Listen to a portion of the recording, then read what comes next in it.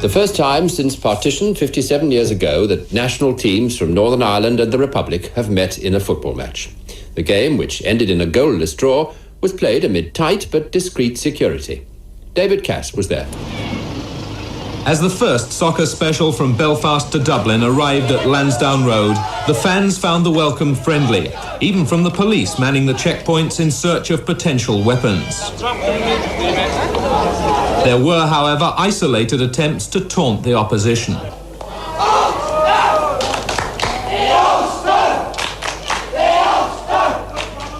Most of the 50,000 spectators had clearly come for the football alone, and most of the extra police drafted in were hardly needed. But it really was their day. Not only did they watch things outside, but they provided the pre-match entertainment inside the stadium. But the Northern supporters were determined to have their say. The officials and politicians, including Irish President Mr Hillary and Northern Ireland Minister Roy Mason, were unimpressed by the Protestant song or by the play which followed the historic exchange of pennants by the two captains. So the extra police were not needed and the fans behaved themselves. Some, though, criticised the level of security. Yeah, so that was a report from 1978, the first time ever that the Republic of Ireland and Northern Ireland met. You were player-manager. I was player-manager that year, yeah. Danny Blanchflower was manager for the Northern Ireland team. Martin O'Neill was on the Northern Ireland team. Yeah. Were you going up against each other in the middle of midfield, or was he playing out in the wing? I think he was playing wider than midfield. Yeah. The Irish team, Mick Kearns in goals, Tony Grealish, Mark Lawrenson, Noel Sinnott, Jimmy Holmes, Jerry Daly, John Giles, Liam Brady, Steve Highway, Paul McGee, Frank Stapleton. Yeah. Wasn't a bad old team. Well, Leary didn't play in that match, did he? And because there was a few Arsenal players in both, in Pat Jennings. Liam Brady, obviously, and Frank Stapleton on the Irish side. Yeah. Well, Jennings was on the opposite. Pat Rice, left back. Who was left back for Northern Ireland in that match? Left back was Chris Nicholl. No, he was centre half. Nelson, he was an Arsenal. Okay. Yeah. There was good field. There was no. Was there tension leading up to it? Do you remember? Well, there was a certain amount. There was a certain amount. But Danny Blanchflower was the manager of Northern Ireland. Danny was a very, very intelligent individual who wouldn't be mixed up in any bad behaviour whatsoever. Right, so there was nobody trying to stoke it up at all? No, not at all. And as you can see there were quite a few Arsenal players. I think there was at least 5 Arsenal players played for both sides in that day who knew each other very well and got on very well. So there was no trouble whatsoever in the game. It was the first time, as you say there, the Northern Ireland played the Republic of Ireland. But I must say, I don't remember any bad stuff on the pitch or bad stuff off the pitch. So a lot of people were very, very concerned before the match that there could be trouble, but it went off very, very well. A dour anticlimax is it wasn't a good game. Described in the end. I say that about right, Nathan. It wasn't a good game. It was a bit hectic. Yeah. The game, you know, very fast-paced game, and it wouldn't have been a good spectacle. Let's put it that way. We had Jerry Taggart on earlier talking about the game in '93 and the atmosphere around that, and how as a player he said you're a little bit oblivious. You're just trying to focus on your own game and the players you're going up against and trying not to get caught up in what could happen, what might happen.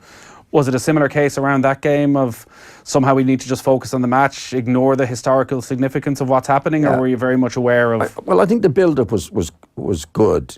As I said, I knew Danny Blanchflower pretty well, and Danny was a very, very wise, well-educated individual. There was no way Danny would be stroking any fires, let's put it that way.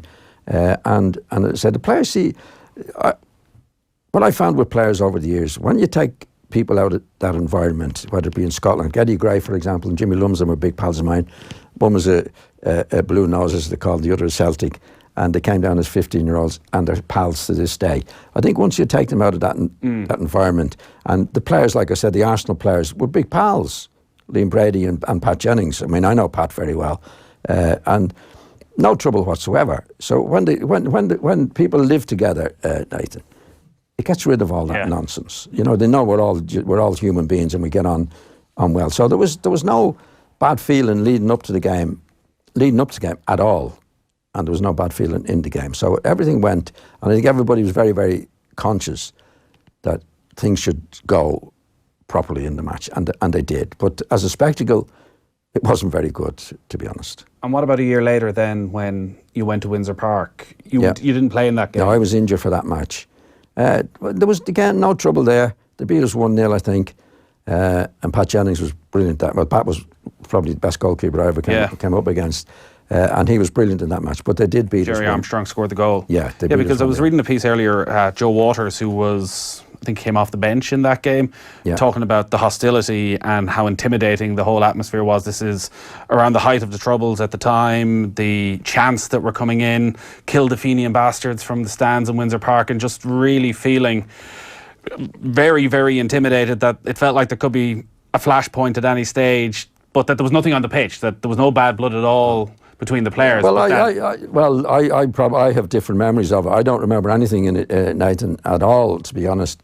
I mean, there might have been a few chants here and there, which you would expect, but I didn't find the bitterness. The team was very safe. There was never ever going to be an invasion on the pitch or anything like that. I thought the match in Belfast went off very well.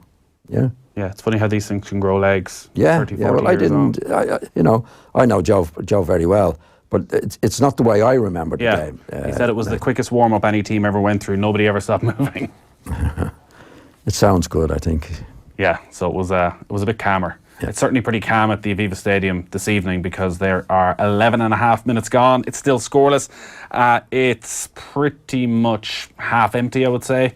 It's a friendly, essentially. These Nations League games that we're playing against Wales and Denmark, because they're no longer friendlies, actually, they feel they have a good competitive nature. It means something, whereas as much as you can try and build up a rivalry now between the Republic of Ireland and Northern Ireland, I think there's no great rivalry, really. And what's happening, as we know, Nathan, neither team are doing particularly well at the moment, and it is a friendly match. So I wouldn't have expected a big crowd. Let's put it that way.